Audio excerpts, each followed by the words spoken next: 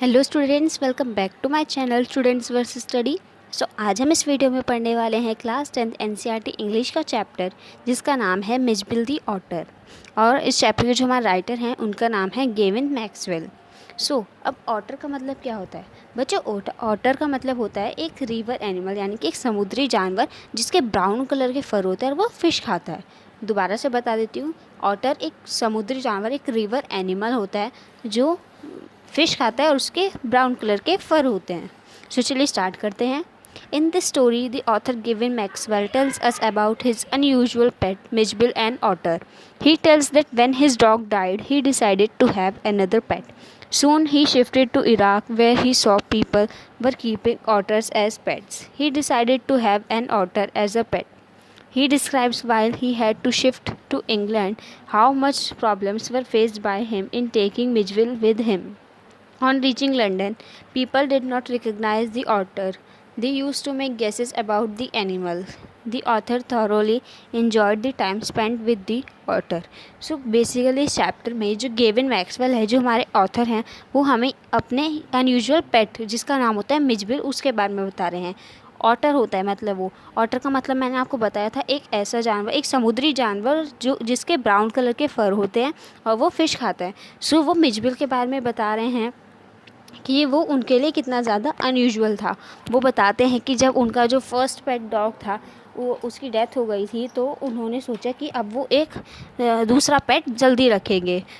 अब जब वो बहुत फिर बाद में वो इराक की तरफ जब शिफ्ट हो गए तो उन्होंने बहुत सारे लोगों को वहाँ पर देखा जो कि ऑटर्स को पेट्स की तरह रखते थे।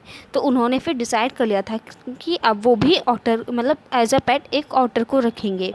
फिर वो बताते हैं कि फिर उन्होंने जब बाद में मिजबिल को ले लिया था, फिर जब उनको एक बार लंदन के लिए शिफ्ट होना पड़ा तो उनको इंग्लैंड की तरफ शिफ्ट होना पड़ा तो उनको कितनी ज़्यादा प्रॉब्लम्स आई उसको ले जाने में।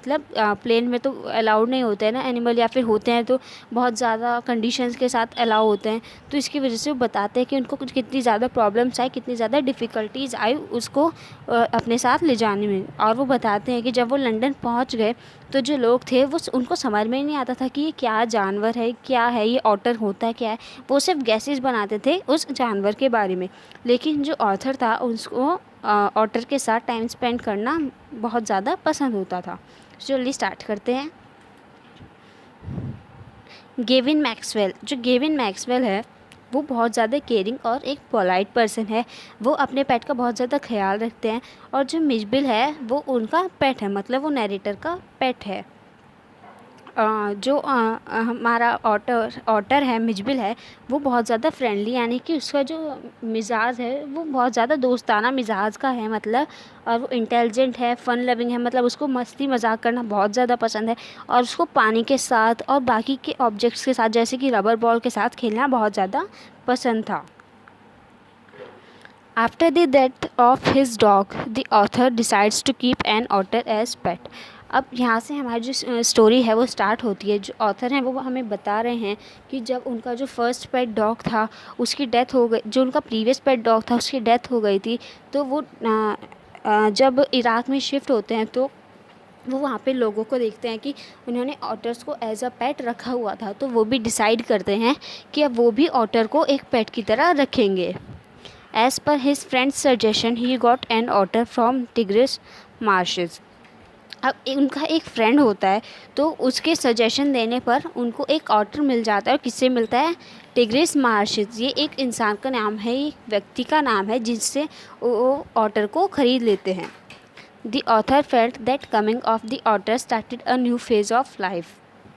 अब जो ऑथर है, जो हमारे नरेटर हैं, उनको जब वो जो ऑटर है वो आ जाता है तो उनको लगता है कि जो अब ये ऑटर आया है वो उनका एक नया जीवन के साथ आया है। अब वो उनकी एक नई जीवनी लिखेगा। The otter first appeared as a small dragon, he was coated with mud. अब जो नरेटर हैं वो हमें बता रहे हैं कि जो ऑटर था शुरू में तो उनको एक छोटे से ड्रैगन की तरह लगा था। वो जो मड है, जो रेत है, वो उससे लिपटा हुआ था। वो इस तरह से खेलता था कि उस पर जो मिट्टी में खेलता था, उसको रेत में खेलना पसंद था, जिसकी वजह से जो रेत मिट्टी थी वो उसके शरीर पर चिपक जाती थी।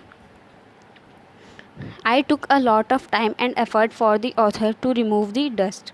अब वो बता रहे हैं कि जो ऑटर था, अब उसके बहुत ज़्यादा मड रेत मिट्टी चिपक गई थी, तो उसकी वजह से जो ऑथर था उनको उसको निकालने में, उसको साफ़ करने में बहुत ज़्यादा टाइम लगा, बहुत ज़्यादा मेहनत भी लगी। The otter love to play with water and could not stand still in front of it. अब जो ऑथर हैं वो बता रहे हैं कि जो ऑटर है यानी कि जो मिजबिल है, उसको वाटर के साथ खेलना बहुत पसंद है, और वो कभी भी मतलब अगर उसके सामने पानी रखा है तो वो कभी भी शांत नहीं बैठ सकता, वो जाएगा उसके साथ छेड़खानी ज़रूर करेगा। He also loved to play with the rubber ball, marble toys were his favourite. अब जो नरेटर हैं वो बता रहे हैं कि जो ऑटर है, जो मिजबिल है, उसको रबर बॉल के साथ खेलना भी बहुत ज़्यादा पसंद है, और मार्बल टॉय जो होते हैं, मतलब जो मार्बल से बने टॉय होते हैं, वो तो उसके फेवरेट ही होते हैं, वो उसके पसंदीदा होते हैं। After some days the author had a come back to London.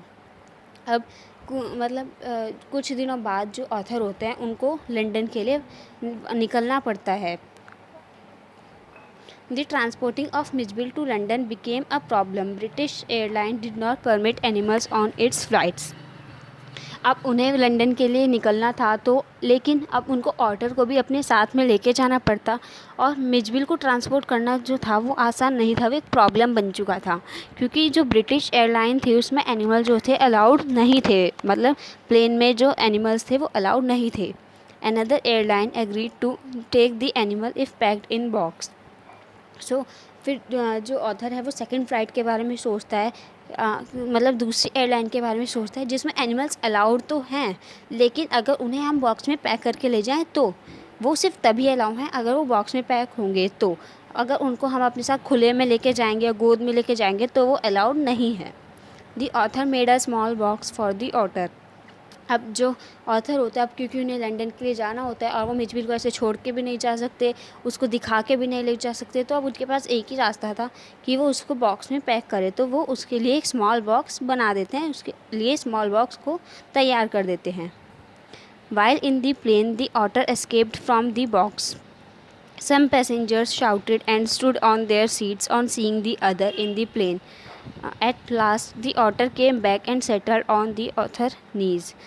अब जो हमारे नरेटर हैं वो बता रहे हैं कि प्लेन में जब ऑटर जो था पहुंचा, अपने मतलब जो नरेटर था वो ऑटर को लेकर पहुंचा, तो ऑटर जो था वो इस तरह से बिहेव करने लगा था, बॉक्स में से ऐसे निकल गया था, तो जो उसके बाहर निकलने की वजह से जो पैसेंजर्स थे उनको बहुत ज़्यादा अजीब लगने लगा, वो चिल्लाने लगे, और कुछ पैसेंजर जो थे वो तो अपनी सीट्स पर ही खड़े हो गए थे जब उन्होंने ऑटर को प्लेन में देखा।